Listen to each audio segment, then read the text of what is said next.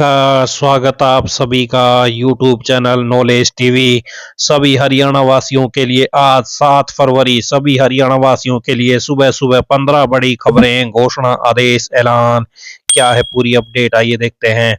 हरियाणा की हर छोटी से बड़ी योजना, घोषणा, आदेश, निर्णय, फैसला, मौसम, सभी की जानकारी के लिए चैनल को सब्सक्राइब जरूर कर लें। तो चलिए देखते हैं सभी हरियाणा वासियों के लिए 15 बड़ी खबरें, घोषणा, ऐलान। पहली बड़ी घोषणा, हरियाणा सरकार ने district cadre teachers, JBT, PRT व हेड टीचर्स के लिए कैडर चेंज पॉलिसी 2025 के अंतर्गत ट्रांसफर ड्राइव का पूरा शेड्यूल जारी किया है।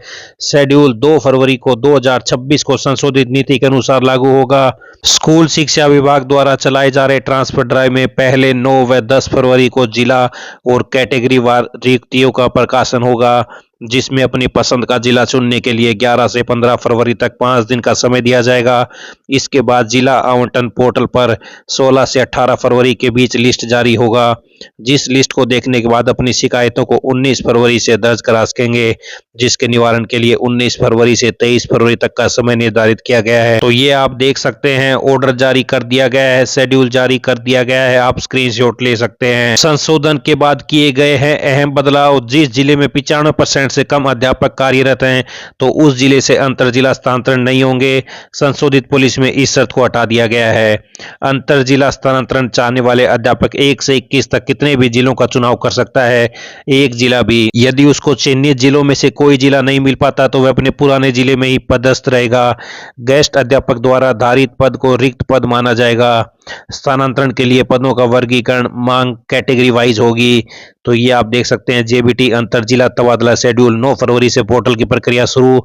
11 से 15 फरवरी तक भर सकेंगे अपनी पसंद के जिले। 16 फरवरी से 18 फरवरी तक होंगे जिले अलॉट।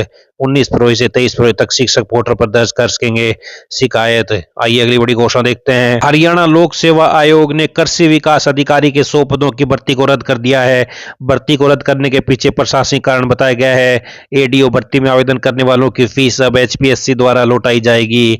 हरियाणा लोक सेवा आयोग ने 24 जून 2022 को कृषि विकास अधिकारी के लिए 100 पदों का विज्ञापन जारी किया था, जिसमें जनरल कैटेगरी के लिए 55, एससी के लिए 20, बीसीए के लिए 10, बीसीबी के लिए 5 व ईडब्ल्यूएस के लिए 10 पद आरक्षित किए गए थे। 29 जून से भर्ती के लिए आवेदन शुरू हुए थे तथा 19 जुलाई आवेदन करने की अंतिम डेट रखी गई थी। भर्ती में जनरल कैटेगरी के महिला व पुरुष के लिए आवेदन फीस 1000 रुपये व एससी बीसी के उम्मीदवारों के लिए 250 रुपये तय हुई थी। तो ये आप देख सकते हैं, एचपीएससी के द्वारा जारी किया गया भर्ती कैंसिल का नोटिफिकेशन, ये आप देख सकते हैं। तो ये बड़ी अपडेट। आइए अगली बड़ी घोषणा देखते हैं। बात करते हैं सोने चांदी के ताजा दाम। चांदी की कीमत 9,410 रुपये गिरकर 2,44,929 रुपये प्रति किलो पर आ गई है।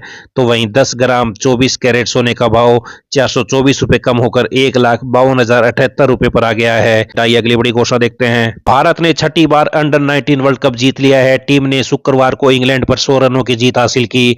हरारे स्पोर्ट्स क्लब में भारतीय टीम ने टॉस जीतकर बैटिंग चुनी। टीम ने 50 ओवर में 9 विकेट पर 411 रन बनाए। 412 रन का टारगेट चेज कर रही इंग्लिश टीम 40.2 ओवर में 311 रन पर ऑल आउट हो गई। भारत ने छठा टाइटल जीता है। अंडर 19 वर्ल्ड कप में भारत कब चैंपियन बना है? 2000, 2008 में, 2012 में, 2018 में, 2022 में और अब 2026 में। तो छठा टाइटल जीता है अंडर 19 वर्ल्ड कप में। आइए अगली बड़ी घोषणा देखते हैं। हरियाणा में आज से एक कमजोर पश्चिमी विक्षोभ दस्तक देगा। इसका आंशिक प्रभाव हरियाणा में देखने को मिलेगा। इसके कारण कुछ इलाकों में बादलवाई देखने को मिल सकती है। वहीं तेज हवा चलने के भी आसार बने हुए हैं। तो भारतीय मौसम विज्ञान विभाग के अनुसार राज्य के तापमान में लगातार उतार चढ़ाव जारी है। 9 और 10 फरवरी को फिर मौसम बदलेगा और प्रदेश के अलग अलग क्षेत्रों में बारिश की संभावना बन रही है। तो 9 और 10 तारीख को बारिश की संभावना बन रही है। आइए अगली बड़ी घोषणा देखते हैं। इस बार रेपो रेट में बदलाव नहीं किया गया है। इसे 5.25% पर बरकरार रखा है, यानी लोन महंगे नहीं होंगे और आपकी ईएमआई भी नहीं बढ़ेगी। आरबीआई गवर्नर ने 6 फरवरी को मॉनेटरी पॉलिसी कमेटी की मीटिंग में फैसलों की जानकारी दी। आइए अगली बड़ी घोषणा देखते हैं। हरियाणा लोक सेवा आयोग ने पीजीटी कंप्यूटर साइंस की पहली भर्ती पूरी हुए बिना ही दूसरी भर्ती का विज्ञापन जारी कर दिया। एचपीएससी के इतिहास में ऐसा पहली बार हुआ जब एक भर्ती पूरी नहीं हुई और उसी की दूसरी भर्ती प्रक्रिया शुरू हो गई। तो बड़ी अपडेट, हरियाणा लोक सेवा आयोग के द्वारा साल 2023 में हरियाणा कैडर के 1633 मेवात कैडर के 78 पोस्ट के लिए भर्ती प्रक्रिया शुरू की गई। भर्ती प्रक्रिया में 35% क्राइटेरिया का असर यह हुआ कि इसमें केवल 39 कैंडिडेट पास हुए। करीब 5000 कैंडिडेट परीक्षा में शामिल हुए थे।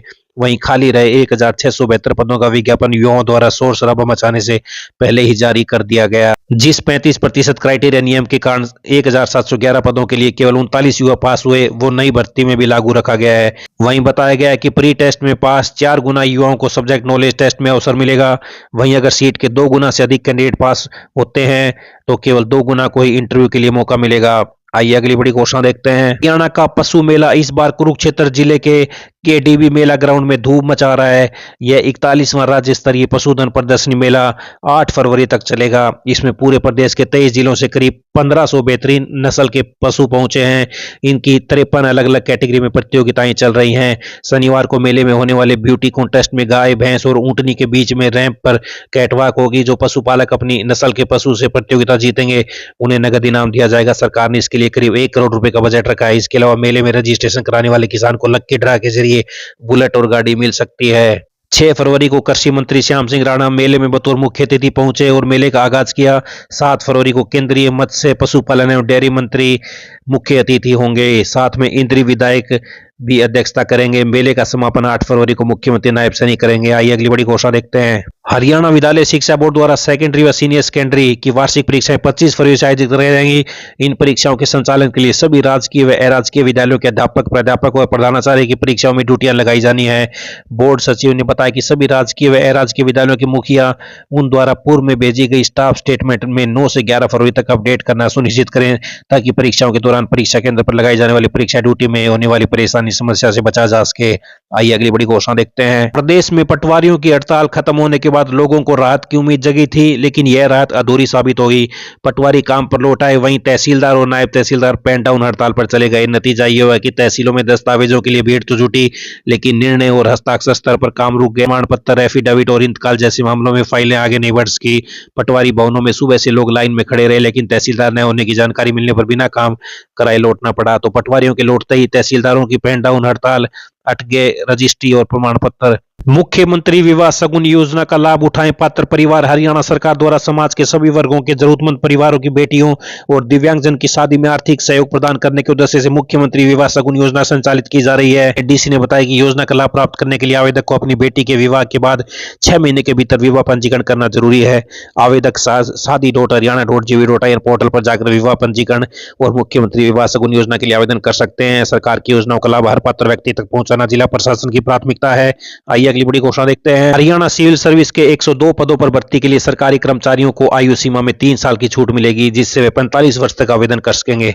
ऑनलाइन आवेदन 26 फरवरी तक खुले हैं। तो एचसीएस भर्ती में सरकारी कर्मचारियों को 3 साल की सौगात, 45 तक कर सकेंगे आवेदन।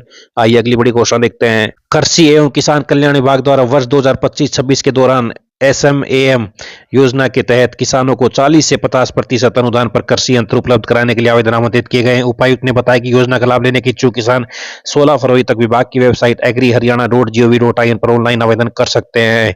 आइए अगली बड़ी घोषणा देखते हैं। देश की पहली सहकारी cab taxi service Bharat taxi Delhi और गुजरात के कुछ शहरों में आज से शुरू हो गई है। केंद्रीय गृह मंत्री ने दिल्ली में इस ऐप को लॉन्च किया। इस मौके पर गृह मंत्री ने कहा कि सर्विस की सबसे बड़ी खासियत यह है कि इसमें ड्राइवरों से कोई कमीशन नहीं लिया जाएगा और वे खुद इस प्लेटफॉर्म के हिस्सेदार या मालिक होंगे। इसके अलावा पीक आवर्स में यूजर्स को सर्ज प्राइस यानी ज्यादा किराया भी नहीं देना होगा।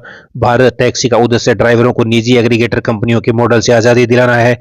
टैक्सी का ट्रायल 2 दिसंबर को दिल्ली और गुजरात के राजकोट में शुरू किया गया था, जो सफल रहा है। प्लेटफॉर्म से जुड़ने वाले सभी ड्राइवर्स के लिए रिटायरमेंट सेविंग्स और ड्राइवर सपोर्ट सिस्टम जैसी सुविधाएं भी जोड़ी गई हैं। निजी कंपनियां जैसे ओला और उबर आमतौर पर ड्राइवरों की कमाई से 20 से 30% तक कमीशन वसूलती हैं। इसके उलट Bharat taxi zero commission model पर काम करेगी, यानी ड्राइवर जितनी कमाई करेगा वह सीधे उसके पास जाएगी। इसके साथ ही ग्राहकों के लिए भी राहत की बात है कि इसमें सर्ज प्राइसिंग यानी पीक आवर में ज्यादा किराया का सिस्टम नहीं होगा। इससे यात्रियों को भी किफायती दरों पर टैक्सी मिल सकेगी। तो अगले 2 साल में हर शहर तक पहुंचने का टारगेट भारत टैक्सी को अगले 2 साल में देश के सभी राज्यों और प्रमुख शहरों में शुरू करने का टारगेट है। इसके लिए सरकार के डिजिटल पब्लिक इंफ्रास्ट्रक्चर के साथ इसे इंटीग्रेट किया जाएगा। दिल्ली के साथ प्रमुख स्थानों पर ड्राइवरों के लिए सपोर्ट सेंटर भी शुरू किए गए हैं। तो ये बड़ी अपडेट, ये सभी हरियाणा वासियों के लिए बड़ी खबर, घोषणा, आदेश, ऐलान, पल पल की अपडेट आप सभी को मिलती रहेगी। चैनल को सब्सक्राइब जरूर कर लें। सबसे पहले सबसे सटीक यूट्यूब चैनल नॉलेज टीवी। बहुत बहुत धन्यवाद।